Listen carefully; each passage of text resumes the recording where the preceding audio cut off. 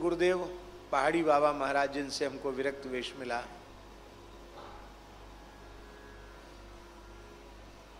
बड़े पुराने महापुरुष और सिद्ध संत थे। टटिया स्थान वाले बड़े महाराज जी और हमारे पहाड़ी बाबा महाराज का बड़ा भारी अंतरंग प्रेम था। हमारा 1995 में जब कार्तिक पूर्णिमा को हमको वहाँ पहाड़ी बाबा की गद्दी पर बिठाया महाराज जी ने, तो महाराज जी ने और कहीं नहीं भेजा। बोले टटिया स्थान वाले तो बाहर जा नहीं सकते, तो लो तुम ये चादर उड़ा के आओ, और एक टोकरी प्रसाद दिया और भेंट दी। बोले भेंट दे के आओ और हमारी दंडौत कहियो। तो हम जैसे गए तो वहाँ लोगों ने, संतों ने जो भी सेवा में थे उन्होंने बताया आज इन्हीं की गद्दी हुई है। तो महाराज जी ने आसन बिछवाया, बहुत आदर किया, और हमसे बोले बाबा नारियल जानो कि नहीं? हमने कि हाँ जानते महाराज जी। बोले ऊपर ते कठोर होए जटाजूट, भीतर बड़ी धवल गिरी निकरे, स्वादिष्ट गिरी निकरे। वो जो बाबा हैं ना वो नारियल को स्वरूप है इनको। भीतर के बड़े प्रेमी रसिक संत हैं, सिद्ध संत हैं, पर बाहर उनकी बड़ी कठोरता है, घबराना नहीं। और बोले वृंदावन में मैं सिद्ध संत उन्हीं को मानता हूँ, ये बड़े महाराज के शब्द हैं। और बोले उनकी दया से हम ब्रजवास कर रहे हैं। या बात को या तो मैं जानूं या वे जाने, और लोग ना जाने। मैंने महाराज जी, फिर उन्होंने महाराज जी को प्रसाद, चादर, प्रणामी, संतों का प्रेम परस्पर। तो महाराज जी का स्वभाव विलक्षण था। साधु में तो लोग उनको नरसिंह भगवान कहते ही थे। तो हमसे एक बार बोले गुरुदेव पहाड़ी बाबा महाराज, तब हमारा विरक्त वेश नहीं हुआ था, तब की बात है। बोले कल रामनवमी है, रघुनाथ जी का अभिषेक करने आ जाना। जो आ गया। हम श्री सुदामा कुटी में पूज्य गुरुदेव भक्तमाली जी के चरणों में रहते थे। खाकचो के सब विद्यार्थी हमारे पढ़ने जाते, हम भी शाम को महाराज जी का दर्शन करने आते। बोले आ जाना, अभिषेक करा देना राम जी का। हमने कहा कितने बजे? बोले वही 11 बजे का टाइम है, आ जाना 11 बजे। हम हनुमान जी को वाल्मीकि रामायण का मूल पारायण सुना रहे थे, और एक लाल जी की प्रतिष्ठा भी करनी थी। तो रात्रि को 2 बजे उठे, स्नान करके पहले वाल्मीकि रामायण का अंतिम दिन का नवाह पूर्ण किया, फिर लाल जी की प्रतिष्ठा किए, और ठीक 11:15 बजे, हम जानते हैं महाराज जी के समय का पालन, तो 11 बजे उन्होंने बुलाया। हम ठीक 11:15 बजे, घड़ी वहाँ पहुँचने पर 11:15 बज रहे थे, हम वहाँ पहुँचे, और देखते ही महाराज वो तो गर्जने लग गए।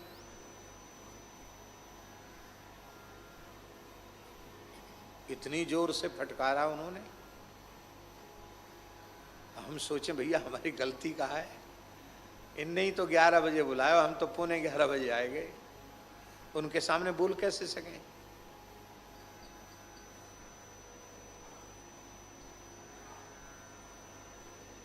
उनका थोड़ा कैसे महाराज जी बोलते थे, विश्वासघात महापाप, विश्वासघात महापाप है तेरी जयरे तेरी, गया ज्ञान वैराग्य पाताल में, आलसी जोगी धरती का भार, आलसी जोगी धरती का भार। 2-4 अक्षर क्या पढ़ लिए, है गए पंडित। 2-4 विद्यार्थियों ने गुरुजी कहना शुरू कर दिया, फूल गए अहंकार में। अरे तुम्हारे जैसे लाखों पंडित मारे मारे डोलते हैं, हमें कोई जरूरत नहीं है तुम्हारी, जाओ यहां से, क्यों आए हो यहां से, निकल निकल यहां से निकल। अब हम 1985 से उनके पास जा रहे थे, कभी ऐसा व्यवहार हमारे प्रति उन्होंने किया नहीं, हमेशा आदर करते थे, लाओ आसन लाओ बिठाओ। आज तो पूरा कसर निकाल ली उन्होंने, डांटते ही चले गए, क्यों आया यहां, निकल यहां से। बड़ा भारी पंडित बन गया, अहंकार में फूल गया।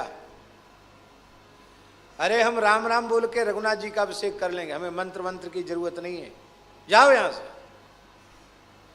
पर हम गए नहीं, खड़े रह गए सिर झुका के। महाराज उठे, अपने आप कुआं से पानी खींचा, हाथ पैर धोए, वैसे लंगोटी में बैठे रहते, और मंदिर में जाना था तो कमर में एक वस्त्र लपेट लिया और भीतर चले गए। एक बार तो हमारे मन में आया कि महाराज जी हम कहें प्रार्थना के, महाराज जी आपने 11 बजे बुलाया, हम 11:45 बजे आए और 15 मिनट से लगातार आप डांटते चले जा रहे हैं, अब 11 बजे हमारी गलती तो बताओ। ये मन में आया, बोलेंगे, हम बोले नहीं कुछ भी। अब जब महाराज भीतर मंदिर में चले गए तो हमारे मन में आया कि चलो अब आए हैं तो है ही हैं, 2-4 मंत्र बोल देते हैं, रामनवमी है। हम जगमोहन में खड़े होकर, महाराज जी दूध से स्नान करा रहे थे, तो हमने ओम पया पृथिव्याम पय ओघ अधिक पयो दिव्यंतरिक्षे पयो धाहा पयस्वती प्रतिशंतु मह्यम बोलने लगे। तो जैसे बोले तो डर के मारे धीमे धीमे बोल रहे थे, तो उन पर्दा से उन्होंने ऐसे देखा, हे बाहर क्यों खड़ा है, भीतर आ जा। अब भीतर आ गए। अब डर के मारे मंदिर के गर्भगृह में कोने में छिप रहे, तो मेरी ओर देखकर तनिक मुस्कुराए। सोई हमारे प्राण जो ऊपर को उठ रहे थे वो शीतल है गए। मैंने कि मुस्कुराए, इसका मतलब महाराज गुस्सा तो नहीं है, अब तो प्रसन्न हो गए। हमसे बोले, देख बच्चा मैं वृद्ध हूँ और मेरे हाथ पांव उतना काम नहीं करते हैं, अब हमने शुरू कर दिया अभिषेक, बढ़िया से अभिषेक भी करो और फिर भगवान के श्रृंगार करो, आरती तुमको ही करनी है, और कह के मैं बाहर बैठता हूँ, आनंद से करो। चले गए, बाहर पधार गए। अब स्वाभाविक बात है कि 11 बजे अभिषेक शुरू होगा तो 12 बजे आरती संभव नहीं है। अभिषेक स्नान श्रृंगार देर लगती, पूरे मंदिर का मार्जन होता है। 1 बजे आरती हुई। आरती के बाद महाराज ने हमको एक बढ़िया मुर्शिदाबाद, बंगाल में एक जगह, अब तो वहाँ बड़ा उपद्रव है, मुर्शिदाबाद का रेशम बड़ा प्रसिद्ध था, वहाँ का एक शुद्ध रेशम की धोती दी, अचला। बोले देखो ये अपरसी है, इसको पहन करके भजन नियम किया करो। तो ये उस समय में 1100-1200 रुपए का आता था वो, अब तो बहुत महंगा होगा, पता नहीं वह चीज मिलेगी कि नहीं मिलेगी।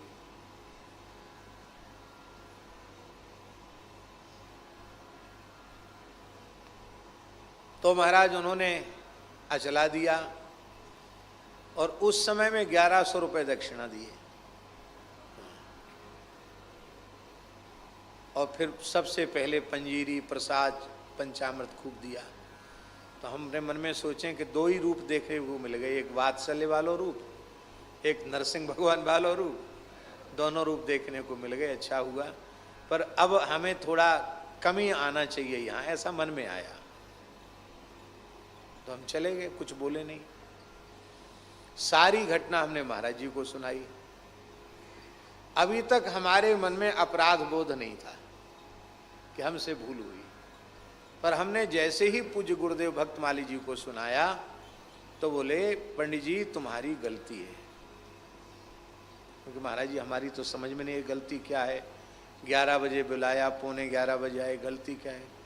बोले गलती ये है कि सब जगह मंदिरों में 12 बजे जन्म की आरती होती है, तो तुम्हें अपनी बुद्धि से यह विचार करना चाहिए था कि हम भले ही उन्होंने 11 बजे बुलाया था, तुम सवेरे से जाकर वहाँ बैठ जाते, सेवा में लगे रहते, जब अभिषेक की वो कहते तो अभिषेक कर देते। तुम्हारे भूल से उन्हें क्रोध करना पड़ा, रुष्ट होना पड़ा, उनका मन क्षुब्ध हुआ, यह तुम्हारा अपराध बना। हमने कहा महाराज जी हम सवेरे 2 बजे के उठे। बोले तुम 2 बजे नहीं, पूरी रात जगे हो, इससे कोई लेना देना नहीं। वाल्मीकि का पाठ दोपहर पीछे सुना देते, पर सब काम छोड़ के सवेरे वहां जाना चाहिए। तो शिष्य को कभी ऐसा कार्य नहीं करना चाहिए कि अपने से बड़ों के मन में क्षोभ उत्पन्न हो जाए। तुम्हारी ये भूल है, इसके लिए तुम क्षमा याचना करके आओ। तो लगभग शाम को 3-4 बजे हम गए, थोड़ी बूंदाबांदी हो गई थी और महाराज जी आराम कुर्सी पे ऐसे लंगोटी में पौड़े और जटा उनके सब भूमि में बिछे हुए। 6.5 फीट का शरीर था महाराज का, और जब ठाड़े है जाते तो 1.5 हाथ जटा उनकी धरती में बिछी रहती। खड़े है वे के बाद तो वृद्ध हो गए थे, तो जटा इतनी ज्यादा भार थी कि वो सिर पे उतना वजन नहीं, तो जटा खोल के हाथ पे 2-4 लपेटा कर लेते तब चलते। इतनी बड़ी जटा थी उनकी महाराज की। तो महाराज की जटा नीचे रज में बिछ रही और महाराज पौड़े। हमने दंडोत किया, कहो कैसे आए? हमने हाथ जोड़कर कहा महाराज जी आज मेरे प्रमाद के कारण, मेरी भूल के कारण आपको थोड़ा क्रोध करना पड़ा। आज राम जी की आरती समय से नहीं हो पाई, हमारे अपराध को क्षमा करना। बस इतना हमारा कहना था नहीं कि उनके नेत्रों से झरझर अश्रुपात होने लगा और बोले बच्चा देख, हम क्रोध करते तो वृंदावन का रस नहीं लेते। ये शब्द था उनका, हम क्रोध करते तो वृंदावन का रस नहीं लेते। हमने अड़िया खड़िया का संग नहीं किया है, हमने सिद्धों का रसकों का संग किया है। जो मिट्टी छू दें तो मिश्री हो जाए। मिट्टी क्या है जानता बच्चा? ये शरीर मिट्टी है और इसमें ब्रह्मानंद प्रेमानंद मिश्री है। मैं इसी शरीर से ब्रह्मानंद प्रेमानंद का अनुभव करता हूं, मैं क्रोध नहीं करता हूं। मैंने तो जानबूझकर निश्चय किया था कि इतने दिन इसको खूब आदर दे दिया, आज इसको खूब जोर से फटकारेंगे। तुम 11:15 बजे आते तो फटकारते, सवेरे आ जाते तो फटकारते। हमने फटकारने का पहले से निश्चय कर रखा था। हम ये देख रहे थे कि ये बोलता है, उत्तर देता है कि नहीं देता है। लेकिन तुमने अपने शील गुण से हमको जीत लिया।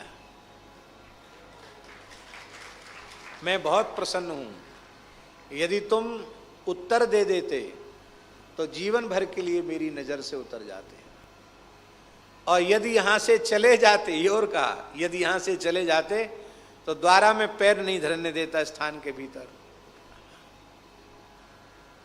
लेकिन तुम हमारी परीक्षा में उत्तीर्ण हुए और आज मेरा हृदय खिल गया है। जाओ बच्चा, खूब प्रसन्न रहो, खूब आनंद करो। खूब आशीर्वाद दिए और उसके बाद हाजी फिर जीवन में कभी इस तरह से नाराज नहीं हुए। वो नाराजगी नहीं थी, वो तो केवल नाटक था। परीक्षा, एक प्रकार से परीक्षा लेने का एक प्रकार था उनका। महापुरुष कैसे होते, इसलिए हमको समझ में आता है कि अपनी कमी न होने पर भी कमी को हम स्वीकार करें। और कमी तो कोई ऐसा जीव ना है जामे काऊ न काऊ बात की कमी ना है।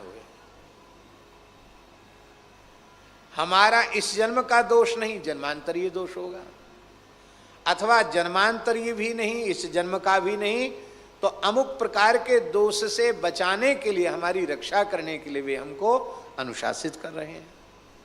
हर प्रकार से हमारा कल्याण ही चाह रहे हैं, क्योंकि माता पिता संत गुरुजन अपने पुत्र का, शिष्य का जितना हित चाहते हैं वैसा हित चिंतन करने वाला कोई नहीं।